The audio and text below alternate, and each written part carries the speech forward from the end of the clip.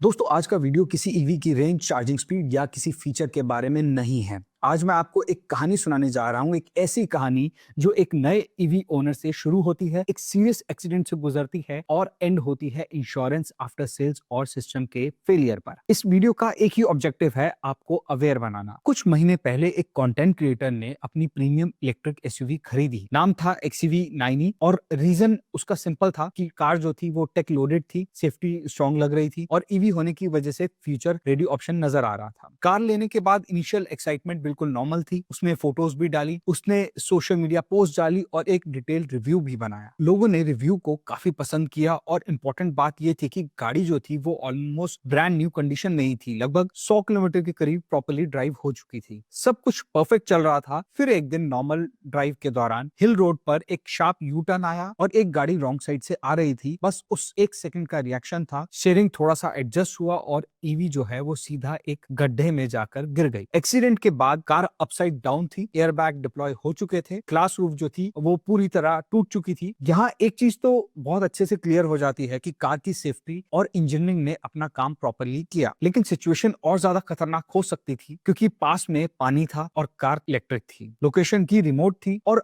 Fortunately car का automatic emergency call system activate हुआ। Police और लोकल्स टाइम पर वहां पर आ गए। रेस्क्यू के वक्त लोकल्स ने एक बात तो कही कि उस जगह पर एक्सीडेंट रोज होते हैं और उस टर्न पर बैरिकेड्स ऑलमोस्ट थे ही नहीं, ब्लाइंड कर्व था, वार्निंग साइंस जो थे वो मिसिंग थे और एक्सीडेंट के कुछ दिन बाद उस जगह पर बाद में बैरिकेड्स भी लगा दिए गए। लेकिन एक सवाल उठता है कि एक्शन हमेशा एक्सीडेंट होने के बाद ही क्यों होता है। एक्सीडेंट के बाद सबसे पहला कॉल गया इंश्योरेंस कंपनी को और रिस्पॉन्स जो आया उनके एंड से वो ये था कि कार जो है वो एक गड्ढे में गिर चुकी है और इस केस में हम रोड साइड असिस्टेंस जो है वो आपको प्रोवाइड नहीं कर सकते। कोई गाइडेंस नहीं मिली और कोई ऑन रोड सपोर्ट भी नहीं मिला इंश्योरेंस कंपनी की तरफ से। क्रेन अरेंज करनी खुद पड़ी उस ओनर को। पुलिस वहां पे पहुंच चुकी थी। लगभग 20,000 रुपए के करीब खर्चा आया क्रेन को बुलाने का, जो कि ओनर ने खुद पे किया। थैंकफुली ओनर बिल्कुल सेफ थे और यहाँ एक हार्श रियलिटी भी सामने आ रही थी कि इंश्योरेंस डॉक्यूमेंट में सेफ्टी होती है, लेकिन रियल सिचुएशन में ये मिसिंग लग रही थी। एनीवेज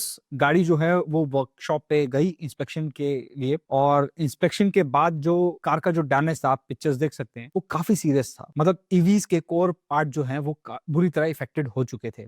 ईवी में सबसे महंगा पार्ट होता है दोस्तों बैटरी, मोटर्स, सेंसर्स और वायरिंग। जब इंस्पेक्शन हुई तो ओनर का जो एक सिंपल कंसर्न था कि इतनी बैडली इंपैक्ट के बाद क्या ईवी रिपेयर हो सकती है और क्या फ्यूचर में ये 100% सेफ रहेगी। तो उस दौरान इंश्योरेंस का जो सर्वेयर था उसका जवाब सिंपल आया कि रिपेयर तो हो जाएगी, ये गाड़ी कोई प्रॉब्लम नहीं आएगी। चाहे ओनर डाउट करता रहा, चाहे वर्कशॉप वाले जो थे वो हेजिटेट करते रहे कि भैया इसको टोटल लॉस में दो, रिपेयर पॉसिबल नहीं है, लेकिन लगभग 1 से 1.5 महीने के ईमेल ट्रेल्स, कॉल्स, एक्सक्लेशंस के बाद फिर जाके जो रिपेयर है वो अप्रूव हुआ। प्रोमिसेस हुए कि कार जो है वो बिल्कुल नए जैसी हो जाएगी और ये सब कुछ प्रॉमिस उन्होंने किया था कि 1 महीने के अंदर ये सब कुछ हो जाएगा। अब रियलिटी की बात करते हैं। 3 महीने से ज्यादा टाइम हो गया और जब ओनर को वहां बुलाया गया कि अब आपकी गाड़ी रेडी हो चुकी है, आप इंस्पेक्शन कर लीजिए, तो जब ओनर ने बाहर से देखा गाड़ी को, बाहर से बिल्कुल ठीक लग रही थी गाड़ी, मतलब ऐसा कुछ लग नहीं रहा था कि डैमेज हो चुकी है, लेकिन जब इंस्पेक्शन प्रॉपर्ली की गई तो सेंसर्स जो है वो प्रॉपर्ली काम नहीं कर रहे थे, ऑडियो सिस्टम्स में प्रॉब्लम थी, अनइवन पेंट फिनिश देखने को मिल रहे थे, एक्सपोज वायरिंग थी जो कि बहुत अनसेफ होती है ईवीज के केस में, स्क्रूज जो है वो मिसिंग थे और डैशबोर्ड पर वार्निंग लाइट्स जो है वो ऑन थी। और ये सब एक ही विजिट में नोटिस हो गया इजीली। अचानक मतलब देख रहे हैं, कोई भी आम बंदा देख ले तो उसको भी नोटिस में आ रहा था। अब यहाँ एक इंपॉर्टेंट बात होती है, गाड़ी दिखने में तो नई जैसी लग रही थी बाहर से, लेकिन ट्रस्ट रिपेयर उसमें नहीं था। अब मैं आपको इस कहानी का सबसे इंपॉर्टेंट और डिस्टर्बिंग पार्ट है जो वो बताने जा रहा हूँ। यहाँ पूरा केस ही पलट जाता है। अब यहाँ इंश्योरेंस कंपनी ने सिर्फ एक चीज देखी कि हम अपना पैसा कैसे बचा सकते हैं। जब कार वर्कशॉप में इंस्पेक्शन के लिए आई थी तो वो कंपनी वर्कशॉप जो है उसने क्लियरली बताया था कि कार जो है वो ऑलमोस्ट टोटल डैमेज कंडीशन में है। ईवी का सबसे क्रिटिकल पार्ट जो कंपोनेंट होता है वो इफेक्टेड हो चुके हैं। बैटरी और मोटर जैसे पार्ट जो है वो रिस्क की कंडीशन में आ चुके हैं और इस बेसिस पर उन्होंने रिपेयर कॉस्ट जो है वो पहले तो एस्टिमेट दिया 50 लाख रुपीस का। ये उनके एंड से भी एक प्रॉब्लम थी, उनको खुद ही एस्टिमेट नहीं पता था। अब क्योंकि ईवी पार्ट्स आप सोच रहे होंगे 35 लाख रुपए की गाड़ी है XUV 9e, तो उसमें 50 लाख के एक कॉस्ट जो है वो कैसे आ गई, क्योंकि ईवीज के पार्ट इंडिविजुअली ऐड होते हैं, उस पर लेबर चार्जेस लगते हैं और अलग से कॉस्ट टैक्स वगैरह लगते हैं, तो वो कॉस्ट कहीं ना कहीं इतनी आ जाती है। एनीवेज, लेकिन जो इंश्योरेंस का जो सर्वेयर था उसका रिस्पॉन्स सुन के आप शॉक हो जाओगे। उन्होंने कहा कि इस कार का जो रिपेयर कॉस्ट है वो 10 से 15 लाख में हो जाएगा, आप काम शुरू कर दीजिए। और ओनर के माइंड में अभी तक सब कंफ्यूजन थी, क्योंकि उसको जो प्रॉमिस किया गया था कि आपको गाड़ी एकदम न्यू कंडीशन जैसी मिलेगी,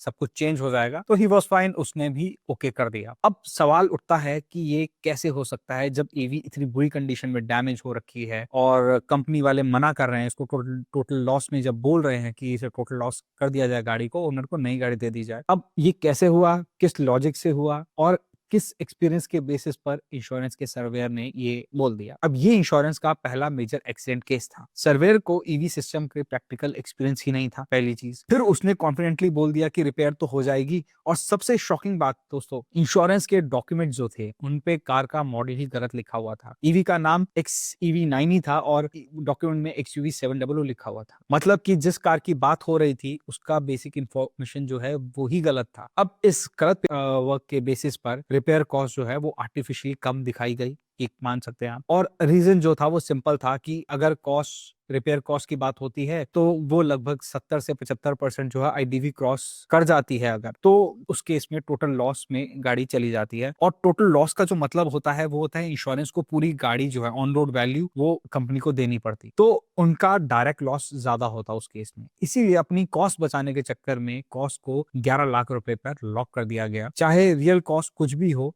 इंश्योरेंस वालों ने उसे 11 लाख रुपए दिए। अब ये सुनना बहुत इंपॉर्टेंट है, जब कार फाइनली रिपेयर हो गई, ओनर ने डायरेक्ट वर्कशॉप से पूछा कि एक्चुअल रिपेयर कॉस्ट जो है वो कितनी आई है, तो आंसर था 18 लाख रुपए। अब आप सोचिए, इंश्योरेंस ने कहा 10 से 11 लाख, एक्चुअल कॉस्ट था 18 लाख, तो टोटल लॉस जो है वो थ्रेशोल्ड है वो 19 लाख के करीब, बस 1-2 लाख का डिफरेंस था। अगर स्टार्टिंग में सच बोल दिया जाता तो कार टोटल लॉस जो है वो डिक्लेयर किया जाता, ओनर को एक नई कार मिल जाती, रिपेयर्ड अनसेफ की टेंशन खत्म हो जाती, और आखिर में नुकसान किसका हुआ? इंश्योरेंस कंपनी का नहीं हुआ, कंपनी का भी नहीं हुआ, और नुकसान हुआ कंज्यूमर का। और आज उस ओनर के पास एक रिपेयर्ड ईवी है जिसमें कॉन्फिडेंस बिल्कुल जीरो है, जिसकी रीसेल वैल्यू प्रैक्टिकली खत्म हो चुकी है, और जिसमें फ्यूचर सेफ्टी की कोई भी गारंटी नहीं है। और सबसे बड़ी बात है कि ये सब कुछ अवॉइड हो सकता था अगर इंश्योरेंस ने स्टार्टिंग में झूठ नहीं बोला होता। और इस केस में एक्सीडेंट ने गाड़ी को डैमेज नहीं किया, इंश्योरेंस डिसीजन ने गाड़ी को परमानेंट बेकार बना दिया। दोस्तों, अब आपके लिए एक जरूरी सवाल है कि इस पूरे केस में